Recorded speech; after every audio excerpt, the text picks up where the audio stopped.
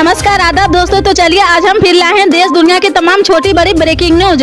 तो खबरों को स्टार्ट करने से पहले आपसे छोटी सी रिक्वेस्ट है दोस्तों, अगर चैनल पर नए हैं तो चैनल को सब्सक्राइब करें, नोटिफिकेशन को ऑन करिए और वीडियो को लाइक करें, अपने दोस्तों के साथ ज्यादा से ज्यादा शेयर करें। तो आज की सबसे पहली और बड़ी खबर में आपको बताएंगे। सुप्रीम कोर्ट ने शुक्रवार 1 सितम्बर को कहा कि किसी भी अवैध शादी से जन्मी संतान का उनके माता पिता की अर्जित और पैतृक प्रॉपर्टी में अधिकार होगा। ऐसे मामलों में बेटियां भी प्रॉपर्टी पर बराबर की हकदार होगी। चीफ जस्टिस DY चंद्रचूड़ की अध्यक्षता वाली बेंच ने कहा कि अवैध शादी से जन्मे बच्चे वैध होते हैं। माता पिता की संपत्ति पर उनका उतना ही अधिकार है जितना कि वैध शादी में दंपति के बच्चे का होता है।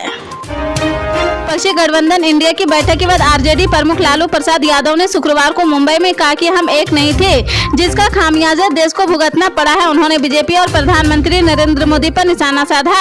प्रधानमंत्री को घेरते हुए लालू यादव ने यहां तक कहा कि इसरो के वैज्ञानिकों से अपील है कि मोदी जी को सूर्य लोक पहुंचा दो। RJD सुप्रीमो लालू यादव ने कहा कि मुझे काफी प्रसन्नता हुई कि हम इस देश की विविध पार्टियों के नेता अलग अलग बैठे थे और नरेंद्र मोदी बढ़ रहे थे आगे। हम एक नहीं थे, एक मंच पर एक एक उम्मीदवार खड़े नहीं होते थे।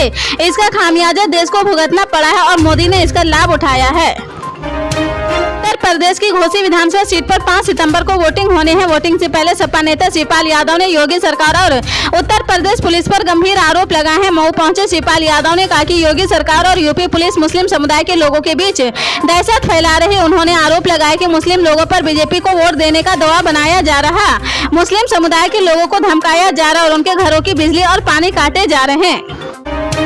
कोरोना काल में अपनी जान दांव पर लगाकर सेवा देने वाले कोविड कर्मचारियों की नौकरी पर खतरा मंडरा रहा। शुक्रवार को राज्य सचिवालय के बाहर स्वास्थ्य विभाग में तैनात आउटसोर्सिंग कर्मचारी ने प्रदर्शन किया है। यह कर्मचारी मुख्यमंत्री सुखविंदर सिंह सुक्खू से मुलाकात करने के लिए पहुंचे थे। कर्मचारियों ने कहा कि सरकार ने आउटसोर्सिंग कर्मचारी का एक्सटेंशन 30 सितंबर तक बढ़ाया है, लेकिन इसके बाद इनकी नौकरी जाने का खतरा है।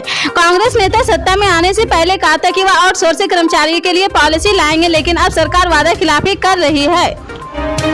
हरियाणा के झज्जर जिले में शुक्रवार को भूकंप के झटके महसूस किए गए हैं। रिक्टर स्केल के भूकंप की तीव्रता 3.3 मापी गई है। 12:29 पर भूकंप के हल्के झटके महसूस हुए हैं, जिसका केंद्र झज्जर जिला का सिरिया रहा। जमीन को 8 किलोमीटर नीचे की गहराई से भूकंप की तरंगे उठी है। नेशनल सेंटर फॉर सिस्मोलॉजी की तरफ से ट्वीट कर भूकंप की जानकारी दी गई है। भूकंप की तीव्रता बेहद कम होने के कारण लोगों को हल्का झटका महसूस हुआ है। इस दौरान किसी तरह का कोई नुकसान नहीं होने की सूचना है।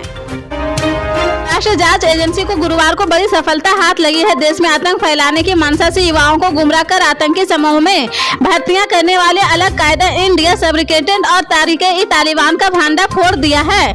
ANI ने देश के 4 राज्यों महाराष्ट्र, गुजरात, कर्नाटक और तमिलनाडु में छापेमारी की है। छापेमारी में कई आपत्तिजनक एवं भड़काऊ सामग्री बरामद की गई है। महाराष्ट्र में 3 स्थानों और अन्य राज्यों में एक स्थानों पर छापेमारी के दौरान कई भड़काऊ डिजिटल डिवाइस बरामद की गई है। ANI साजिश में शामिल लोगों का पता लगाने और आतंकी संगठनों की कट्टरपंथी योजनाओं का भंडाफोड़ करने के लिए जांच कर रही है।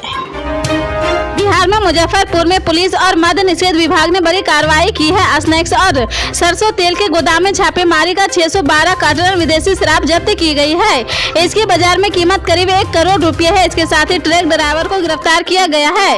उसके निशानदेही पर पूर्वी चंपारण के कचरिया में छापेमारी कर एक और युवक को गिरफ्तार किया गया है। दोनों से पूछताछ की जा रही।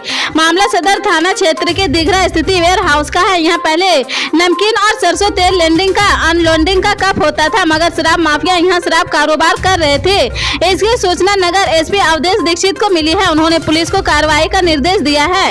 इसके बाद मौके से शराब के करीब 612 कार्टन बरामद हुए हैं। आजादी के बाद पहली बार भारत ने पाकिस्तान में अपने उच्चायोग की कमान किसी महिला के हाथ में सौंपी है। 2005 बैच के भारतीय विदेश सेवा यानी IFC अधिकारी गीतिका श्रीवास्तव इस्लामाबाद में भारतीय उच्चायोग की चार्ज की अफेयर्स यानी CDA होगी। गीतिका श्रीवास्तव डॉक्टर M सुरेश कुमार की जगह लेगी। सुरेश कुमार वापस दिल्ली आ सकते हैं। हालांकि वर्तमान में दोनों देशों के बीच समित राजनीतिक संबंध में दोनों देशों के उच्चायोग में कोई उच्चायुक्त नहीं है। उच्चायोग की जिम्मेदारी CDA की दी गई है, जो संयुक्त सचिव रैंक का अधिकारी होता है।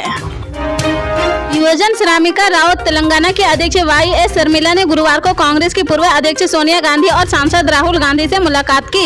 इस दौरान उन्होंने तेलंगाना की समस्याओं को लेकर चर्चा की है। YSRTP ने अपने सोशल मीडिया अकाउंट एक्स से मुलाकात की यह तस्वीर शेयर की है। पार्टी ने अपनी पोस्ट में लिखा है कि कल YSRTP प्रमुख YS शर्मिला ने सोनिया गांधी और राहुल गांधी से मुलाकात की है। उन्होंने तेलंगाना राज्य और यहाँ के लोगों की समस्याओं के बारे में बात की। उन्होंने सकारात्मक बदलाव लाने की आवश्यकता पर चर्चा की है।